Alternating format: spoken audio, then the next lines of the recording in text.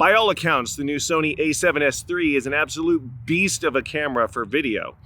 However, I'm not going to buy one, and you shouldn't buy one either. Here's why.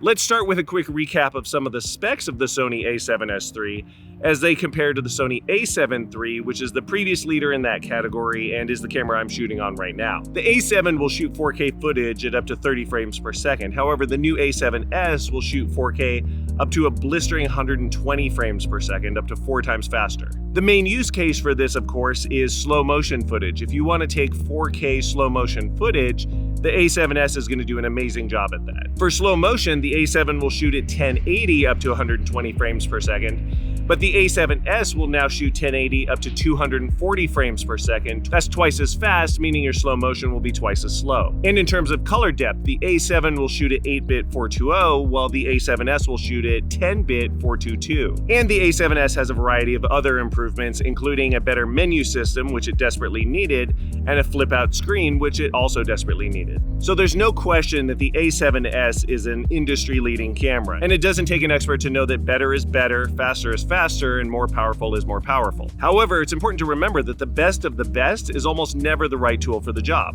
It's overkill. You're going to pay a ton of money for those features, but are you ever really going to use them? What are you really going to shoot in slow motion that you need 240 frames per second? At that speed, the motion is so slow that the video can actually get pretty boring. Obviously, it's going to look cool in some cases, but are you really doing so much of it that you need a camera that does that all the time? And do you have the kind of hard drive space and computing power that you're going to need to work with that kind of footage? Imagine 120 frames per second at 4K. Those files are going to be enormous. There are already people reporting that their high-end computers are struggling to process this footage, which is a problem they weren't having with the footage from the A7 III.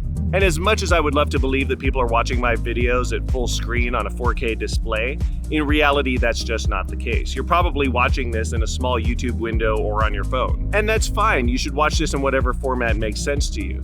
But that takes some of the pressure off me to deliver this in a super ridiculously high quality format. Would this video look significantly different if I shot it in 10-bit color depth? Probably not. And you know what's even more important than ridiculously high video quality? Storytelling. If you know how to tell a story with video, nobody's going to notice the difference between whether you shot this at 4K or if you shot it at 1080 and upsampled to 4K. It's going to look about the same. There is no question that the Sony A7 III takes amazing video footage.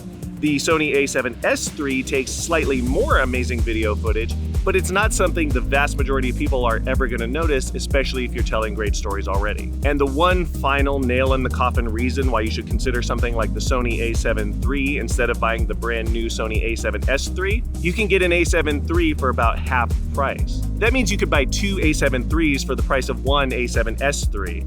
And you have to ask yourself, is it really worth twice as much to get those minor additional bumps in footage quality? You'd probably be better off buying an A7 III and a couple of great lenses. That's actually going to increase your production quality more than the A7S III. So regardless of the reviews and sample footage that you're seeing for the Sony A7S III right now, it's super worth considering going back a generation and getting the A7 III, which is going to do amazing video for you. It's going to handle whatever you throw at it, and it's going to do it at a fraction of the price. I'm James Archer, and I make videos about making videos. If you like making videos, you should watch some of my other videos.